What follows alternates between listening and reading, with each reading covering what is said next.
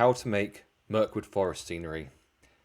Hi and welcome to Good Enough Scenery. Today we are going to be making Mirkwood Forest scenery. This is going to include trees, fall, flocking, some ruins as well, and I think it ends up looking like a really awesome piece, which you can make in a number of different styles, but let's get into exactly how it's made.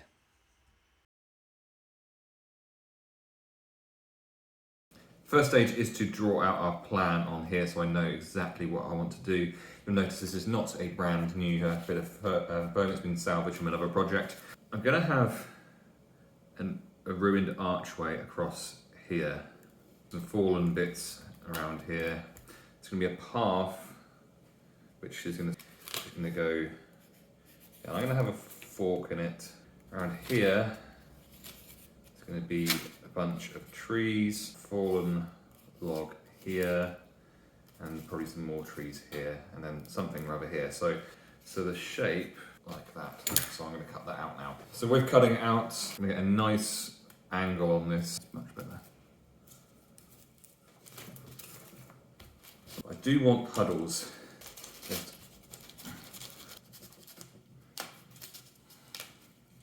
Next up, I'm going to make the ruined archway, which is going to be situated across here. Next up in this, I made some forest ruins. Now, these are made in an identical way to the Osgiliath ruins, which I've done in another video. So I'm just speeding through this as to not repeat myself. If you want to know exactly how to make ruins like this, then please do check out my Osgiliath ruin video.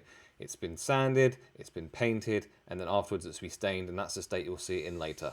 Next up, we're going to make the trees, and for the trees we're going to use trees.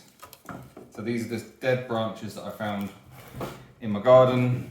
I'm sure there's some wooded area nearby, and the idea is to make these big branches look like trees, which is not actually very difficult. It can be best to start up at the top. So I think there, just that by itself, that's a pretty awesome tree. Here I'm going to have an easy win. That is a broken, slightly falling one, like the kind of trunky bottom like that. What else have we got? So again, this, if it's neatened up a bit, here, and a snap this off. So that's 3. That's a cool shape. There you go. Snap it off. That's cool. I like that a lot. That's quite thick, so that might have to be done with a saw.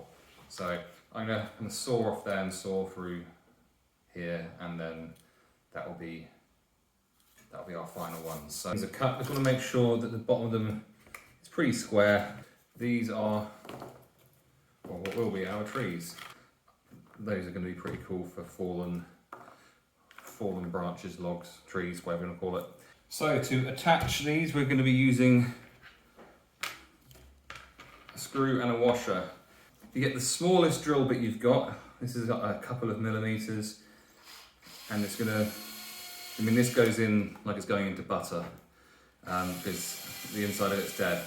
Now we're drilling this little pilot hole so that when the screw goes in, the whole thing doesn't just completely crack. I mean, it wouldn't be the worst thing to crack because it's a dead tree. Better that we control what happens, and it's going as close up the center as you can. Here for you so you can see what I'm doing.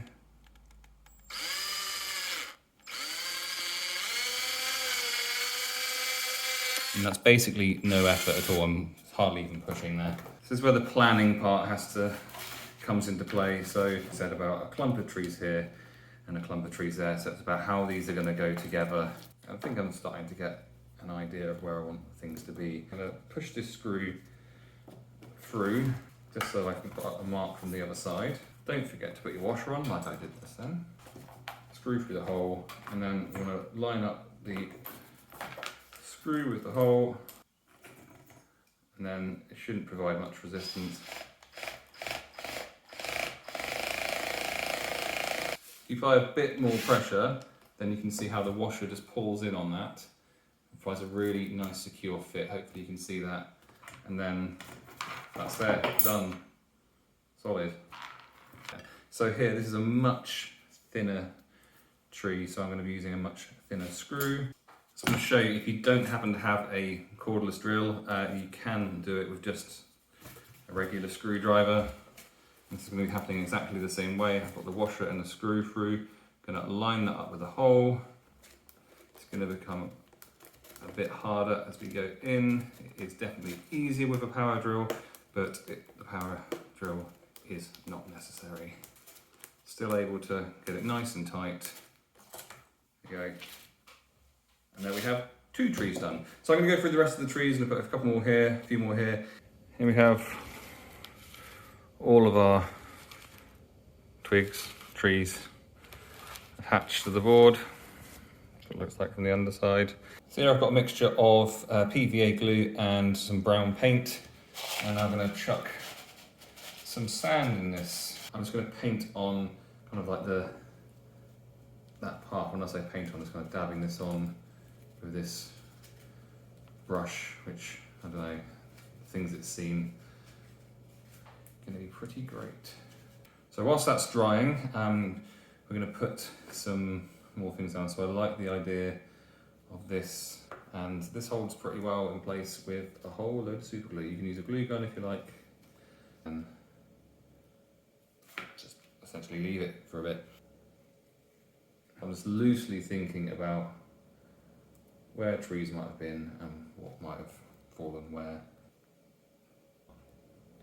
So now for the fall around the trees. Now you don't have to use this, you can just use whatever flock you like, but I've used this stuff this is coconut matting. If you cut off just, you don't even need that much, just a strip. And then this is the sort of thing you can do in front of the TV, but basically you want to rip this into tiny pieces. You want to rip off all of the bits like that. You can use scissors, you can just use your fingers, but and that is what that turns into. Things which is going to look great. Okay, we're going to try and do these puddles now. And we're going to use clear silicone. You don't have to do this, obviously this is just a little thing I'm adding for mine. And now we are going to get a bit of cardboard, and we're just going to try and press that into place where we want it.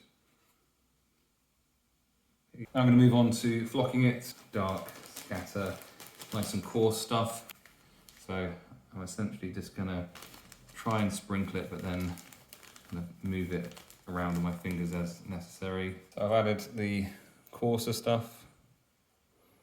I want to add some level of greenery. Just want to sprinkle some across the path, which is adding on this stuff, which there's nothing complicated. It's just rip it up into pieces and then press it down into the glue and repeat and repeat and repeat. It's a little bit of a messy job. Someone's got to do it. It happens to be me.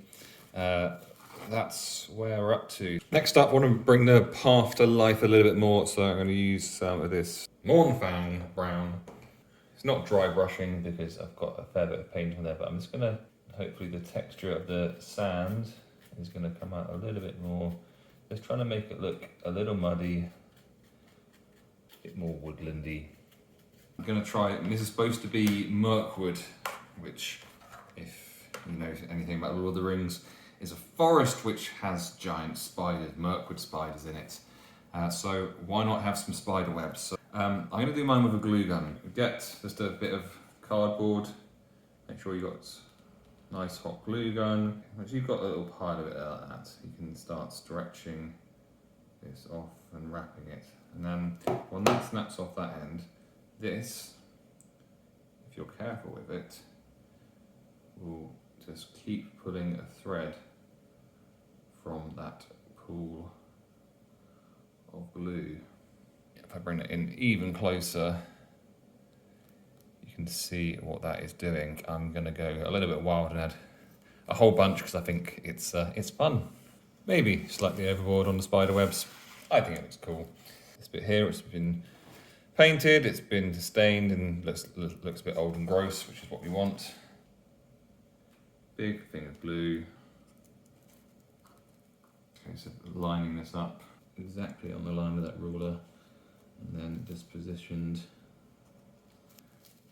peel back a little bit of this. With that there. I think that looks in the right place, as if the bits were missing. Speaking of the missing bits, thought you can think about where they go. So a bit might have fallen off from here. There.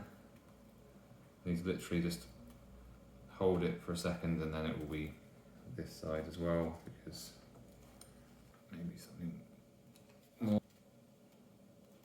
So I think more or less we can consider this finished. So this is our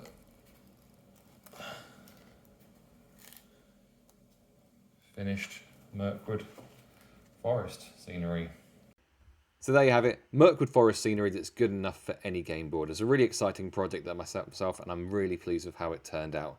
If you'd like to make this yourself, then everything you need in order to make this you can buy using the affiliate links below, which will help to donate to the channel. Otherwise, then please click like, please leave any comments, and if you subscribe to the channel, it'd be really appreciated. I'll catch you for another video soon.